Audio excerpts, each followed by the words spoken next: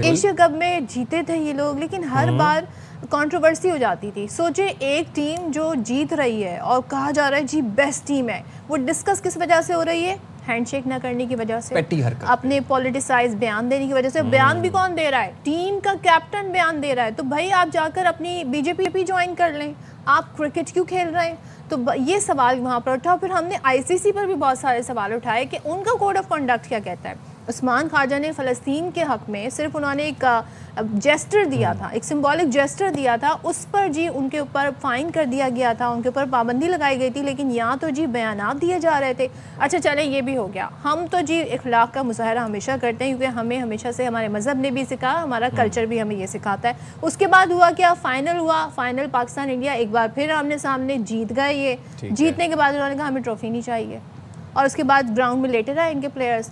आए हमारे जो मोहसिन नकवी साहब हैं, वो स्टेज पे इंतज़ार करते रहे। ज़ाहिर है वो एसीसी के प्रेसिडेंट हैं, एशियन क्रिकेट काउंसिल के प्रेसिडेंट हैं, उन्होंने ही ट्रॉफ़ी देनी है, ट्रॉफ़ी लेने ही नहीं आए। तो बाद में जब जी बहुत देर इंतज़ार किया, 1 घंटे से ज़ायद टाइम का, तो ट्रॉफ़ी जी वापस चली गई। अब कह रहे हैं जी ट्रॉफ़ी नहीं दे रहे। अच्छा, और उसके बाद भी सूर्या कुमार यादव ने एक अपने इंटरव्यू में कहा कि हम तो वहाँ पे इंतजार कर रहे थे, हम तो चाहते थे कि हमें ट्रॉफ़ी मिले, लेकिन हमें किसी ने ट्रॉफ़ी नहीं दी। भाई आप लेटे हुए थे ग्राउंड के अंदर, आपकी एक टीम लेटी हुई थी, 4 लोगों का जत्था कहीं बैठा हुआ था। ये देखिए आप लोग चिलिंग कर रहे थे, अंदाज लग रहा है इनके, कहीं से आपके लेने वाले तेवर थे। मोहसिन नकवी साहब तो पोडियम पे स्टेज पर खड़े होकर इंतजार कर रहे थे। अब जब वो ट्रॉफी ले गए अपने दफ्तर में, और उन्होंने कहा कि अब सूर्या कुमार यादव को भेजो कि एसीसी के सदर में के दफ्तर में आए और वहां से आगे वो ट्रॉफी लेके जाए, तो अब गिड़गिड़ा रहे हैं ट्रॉफी के लिए। अच्छा, अब एशियन क्रिकेट काउंसिल को खत लिखकर ट्रॉफी का मुतालिबा कर दिया जनाब भारतीय क्रिकेट बोर्ड ने। अब एशियन क्रिकेट काउंसिल ने भी वाजे कर दिया है कि ट्रॉफी तो मोहसिन नकवी साहब के हाथों से ही वसूल करनी पड़ेगी। मोहसिन नकवी साहब ने भी भारतीय बोर्ड पर वाजे कर दिया कि दुबई आओ और ट्रॉफी ले जाओ। अब देखिए कितनी फ्लेक्सिबिलिटी दिखाई है मोहसिन नकवी साहब ने, कि उन्होंने कोई शर्त भी नहीं रखी। उन्होंने कहा चलो जी दुबई, तुम लोगों को न्यूट्रल वेन्यू दुबई लगता है ना, दुबई आ जाओ, वहाँ से ले जाओ। लेकिन देंगे मोहसिन नकवी साहब ही वो ट्रॉफी अपने हाथों से। अच्छा जी, बीसीबी के सरबराह राजीव शुक्ला कप्तान या किसी खिलाड़ी के साथ आएँ और तकरीब में ट्रॉफी ले जाएं, ये मोहसिन नकवी साहब ने कहा। और इस सिलसिले में खबरें ये हैं कि ट्रॉफी के लिए तकरीब 10 नवंबर को दुबई में होगी और एशियन क्रिकेट काउंसिल के सदर मोहसिन नकवी ही ट्रॉफी देंगे। क्या बात है। अच्छा, और एक चीज़ आपको याद दिलाएं, क्योंकि ये बड़ी देखते हैं भाई आते हैं कि नहीं, किसको भेजते हैं? राजीव शुक्ला ही ना आ जाए, मुझे लगता है वही आ जाएंगे ट्रॉफी लेने के लिए। अब मोहसिन नकवी साहब पे डिपेंड करता है वो क्या डिसीजन लेते हैं।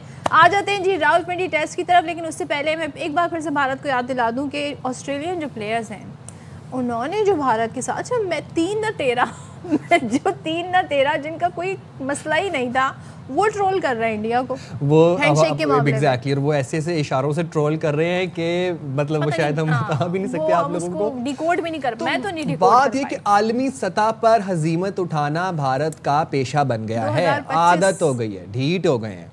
अब आज के मैच में तरह हमारे गाना भी नहीं गा सकते, अब तो आदत सी हो गई है बिकॉज़ वो पाकिस्तानी का। जनाब रावलपिंडी टेस्ट की तरह बात कर रहे थे। रावलपिंडी टेस्ट में जनूबी अफ्रीका की बैटिंग जारी है और पाकिस्तान पहली इनिंग में 333 रन बनाकर आउट हुई। स्पिनर महाराज ने 7 पाकिस्तानी बैटर्स को पेविलियन भेजा। इसी तरह शान मसूद ने 87, साउद शकील के 66 रन। पाकिस्तान की आप देखें कि आखिरी 4 विकेटें 17 रन के इजाफे से गिरी हैं। अच्छा, अभी तो लेटेस्ट ये है कि जी जनूबी अफ्रीका इस वक्त खेल रहा है और जनाब उनके 185 या 45, अभी मुझे लेटेस्ट नहीं मालूम, रन हो गए हैं, चेक कर लें जी, और उनकी विकेटें भी गिरी हैं। तो बात कर लेते हैं तौसीफ अहमद साहब हमारे साथ हैं। तौसीफ साहब थैंक यू सो मच, बहुत शुक्रिया। ज़रा सबसे पहले तो ज़रा ट्रॉफ़ी की तरफ आ जाते हैं, फिर मैच पे भी बात कर लेते हैं। अब तक हम मज़ीद भी हमारे पास नंबर्स आ जाएंगे कितने रन हो गए हैं। ये बताइएगा अब होने जा रही है 10 नवंबर को तकरीब, या फिर बाकायदा तौर पे अब फिर वसूल करने कौन आएगा? आपके पास क्या खबरें हैं? अगर राजेश शुक्ला आ जाते हैं तो क्या दे देनी चाहिए उन्हें ट्रॉफ़ी, या कैप्टन ही आएगा तो ट्रॉफ़ी जाएगी? क्या होता है तरीक़ाकार? देखिए, हम लोग तो बड़े दिल के लोग हैं। अगर राजेश शुक्ला से ज़रा अच्छे ताल्लुकात हैं पाकिस्तान के, वो और ज़रा पोलाइट टाइप के भी आदमी हैं, वो ज़्यादा आएँ बाएँ चाहे नहीं करते हैं, तो मुझे ऐसा फील होता है कि शायद राजे भी आ जाएं। बल्कि मेरा ख्याल तो उनको चाहिए एक प्लेयर को भेज दें। आप प्लेयर क्या कप्तान को ले आए, कौन सा ऐसा फर्क पड़ता है आपको? और आखिर आपको अब वो अल्फाज तो मैं इस्तेमाल नहीं करना चाहता, कर ले कोई बात नहीं, थूक के चाटने वाली बात है वो, उसमें फिर जरा अजीब सा लफ्ज होता है। बट आपने गलत किया तो आप भी फिर वहीं पे आ गए तो फायदा नहीं ना आपका, ऐसी हरकतें नहीं करनी चाहिए आप। ट्रू, सही बात है। और तौसीफ भाई ज़रा अब टेस्ट की बात भी कर लेते हैं। साउथ अफ्रीका बैटिंग कर रहा है और 192 रन पे 5 विकेटों का नुकसान है। क्या देख रहे हैं, किस तरफ जाता देख रहे हैं इस मैच को? मैच की गिरफ्त तो पाकिस्तान के लिए बहुत तगड़ी है इस वक्त, और जाहिर है जो था जिसलिए ये पिच बनाई गई थी, ये पिच बनाई गई थी, वो उस पर डेफिनेटली हम लोग खुद भी फंसे हैं। ऐसा नहीं है कि नहीं है, हमने कोई बहुत अच्छा 333 जरूर बनाया, बट 333 वाला काम था नहीं। हम लोग बहुत ही स्लो खेले और दायरे एक इनिंग हमने खेली। बहरहाल इनके लिए इतना ही काफ़ी है, ये समझ रहे हैं।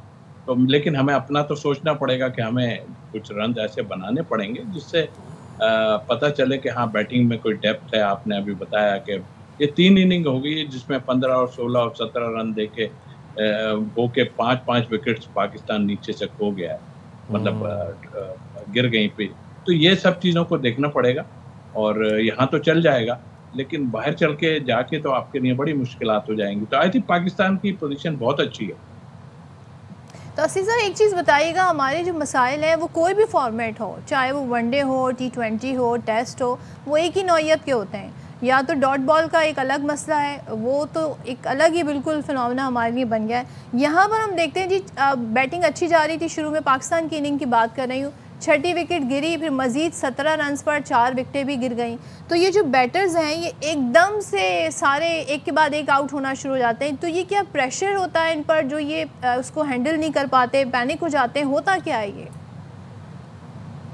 काय का प्रेशर, ये तो अपनी कंडीशन में आप खेल लो, आपको पता है। और फिर सबसे मेन चीज़ आपकी ये है कि आपको ये फिक्र होनी नहीं है कि आप ड्रॉप हो रहे हैं कहीं, आप कहीं भी ड्रॉप नहीं हो रहे हैं। हमारे पास देखिए, एक चीज़ को मैं हमेशा से कहता रहा हूँ कि बैकअप जो हमारी बेंच पे कोई ऐसा प्लेयर बैठा हो जो रिप्लेस कर ले। तो आज हमने देखा कि आसिफ ने जब 3 विकेटें ली हैं, और Noman is a great bowler, और उसने अभी एक भी आउट नहीं किया। तो आप ये खुद सोचें, इसी तरह आपके बैकअप पे अगर 1, 2, 3 प्लेयर ऐसे बैठे होंगे तो आपको क्या होगा। मतलब सोचने की बात है। देर आए दुरुस्त आए, अभी भी कर लें अपना कबला सीधा तो अच्छा है। और 1-2 प्लेयर रिप्लेसमेंट, अब बाबर के लिए लोग आवाज़ें मार रहे हैं कि जी वो अंदर आ जाएं, अच्छा भला प्लेयर खेल रहा है पाकिस्तान का, वो उसको कह रहे हैं ये आउट होकर बाहर आए तो बाबर। ये हमारे यहाँ ये जो सिलसिला है ये तो बड़े नुकसानदेह वाला है। तो सिर्फ भाई आपको नहीं लग रहा है कि बहुत स्लो बैटिंग कर रहे हैं हमारे बैटर्स? शान मसूद आप देखें कि 176 गेंदों पर 87 स्कोर किया। इसी तरह साउथ शकील 147 गेंदों पर उन्होंने 66 रन बनाए। बहुत ही स्लो बैटिंग नहीं कर रहे? आप बिल्कुल स्लो बैटिंग की है, और पहले ही दिन में आपको पिच तो फर्स्ट डे तो आपको बहुत ही अच्छी थी ना, पार्टनरशिप भी एक 40-45 रन की मिली। उसके बाद कैच अगर वो सारे पकड़े जाते 5-6 कैच तो ये पोजीशन बहुत ख़राब हो जानी थी आपके लिए, इसलिए कि आप इतने रन बना ही नहीं सकते थे। ज़्यादा आप 200 रन से भी नीचे बनाते अगर बनाते तो वो सब चीज़ें आपको अवेल कर ली। उन्होंने ड्रॉप कैचेस किए, आप इतने यहाँ तक पहुँच गए जिसकी आपने बात की। यस, आपको समझ नहीं आ रही कि इस फ्लैट पिच पे आपसे सिंगल्स नहीं निकल रहे। अगर आप सिंगल्स नहीं ले सकते तो इतनी देर खेलने का फायदा क्या? इतनी देर खेलने के बाद फिर आप आउट हो जाते हैं तो उसका क्या फायदा? आप रन्स करें, 100 करें। ऐसे पिचों पे 100 होने चाहिए। देखिए वॉली अटैकिंग क्रिकेट के लिए ठीक है, वो आउट हो गए, हमारे यहाँ खेल रहे हैं, टर्निंग पिच है, खेल रहे हैं, बिल्कुल उनको मुश्किलात होनी चाहिए। आपको तो कोई मुश्किलात नहीं। आपका वो इतनी दूर से आया और आने के बाद 7 आउट कर गया, वो बहुत ज़बरदस्त बॉलर है। अच्छा, उनके यहाँ एक तरीक़ेकार ये है कि वो फिट नहीं थे पहले, तो वो फर्स्ट टेस्ट में उनको नहीं बुलाया, बल्कि उनको कहा कि आप जाइए ज़रा फर्स्ट क्लास खेलें। तो वो कुछ 40 से 50 ओवर वहाँ पे जो है करके आ रहे हैं, और आन के उन्होंने बाद में खेला। तो ये एक सिस्टम है। आपका लड़का जो है वो फर्स्ट क्लास खेलने को ही तैयार नहीं होता, वो कहता है नहीं मैं तो ऐसे ही। तो ये जहनों में से इनके बोर्ड को निकालना पड़ेगा। हम भी तो बोर्ड भी तो उनके साथ फिर ये लीनियंसी दिखाता है। तौसीफ भाई, इस वक्त जो करंट सिचुएशन है जी, 193 पर 5 आउट हो गए हैं साउथ अफ्रीका के, और आसिफ आफरीदी 3 विकेटें उन्होंने ली हैं। तो ज़रा इनके लिए भी मुश्किल हो रही है, आप ये देखें, क्योंकि 5 तो अच्छे खासे प्लेयर्स इनके आउट हो गए 193 पे। ये मुश्किल तो है डेफिनेटली। और मैंने तो पिछले टेस्ट में भी और अब भी वही सिचुएशन आ गई है कि 100 रन की लीड पाकिस्तान ले और फिर 200 बना ले, जो कि ज़रा सा मुश्किल मुझे लगता है कि 200 बनाएगा। तो 250 और 300 अगर पाकिस्तान की लीड बनती है तो इजीली टेस्ट जीत जाएगा। आपको लगता है कल का दिन फिर फैसला कौन हो सकता है? कह तो यही रहे हम सब, और ये कल हो जाना चाहिए। 5 विकेटें गिरने का क्या मतलब लें कि अब जो प्लेयर्स आने हैं तो वो स्कोर को कहां तक ले जा सकते हैं? इतनी पोटेंशियल है उनमें तौसीफ भाई? देखिए, इसमें महाराज और ये दोनों मुत्तस्वामी, हालांकि अच्छा अब एक चीज बड़ी देखने की है, मुत्तस्वामी ने पिछले मैच में 10-11 विकेट लिए और उनसे 4-5 ही ओवर कराए गए। अब ये नहीं है कि वो ये सोच रहे हैं कि यार इसको बॉलिंग नहीं करानी है, कहीं ये विकेटें ना ले जाए, हमारे यहाँ जो प्रॉब्लम होती है उनका एक सिस्टम के हिसाब से वो ये भी ऑलराउंडर है, मुत्तस्वामी भी ऑलराउंडर है और जो है वो राज भी अच्छी बैटिंग करते हैं, बट इट्स डिफिकल्ट कि इस पिच पे आप इतना सरवाइव करना आपको। And what about Asif Afridi? उनका इंक्लूजन हुआ, टेस्ट कैप मिली, बड़े वो खुशी का उन्होंने इजहार किया और देखिए उन्होंने 3 विकेटें भी निकाली हैं, तो उनके बारे में क्या कहना चाहेंगे?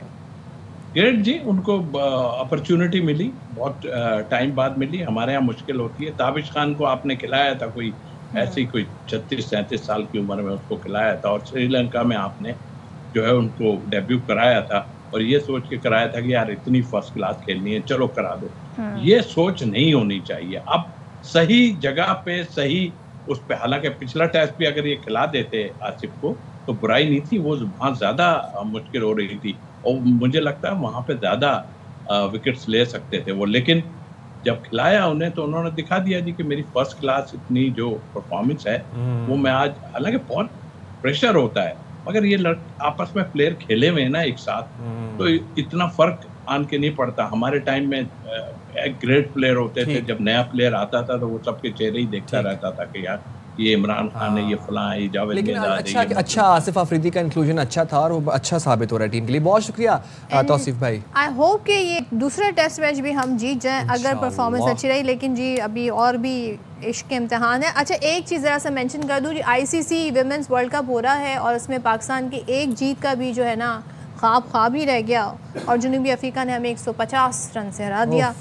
312 रन बनाए उन्होंने हमारे अगेंस्ट। हम अपनी बॉलिंग की बड़ी तारीफ़ कर रहे थे और बारिश की वजह से जी महदूद हो गया 20 ओवर्स तक और उसके बावजूद भी 150 से हार गए जनाब। अच्छा, मूविंग फॉरवर्ड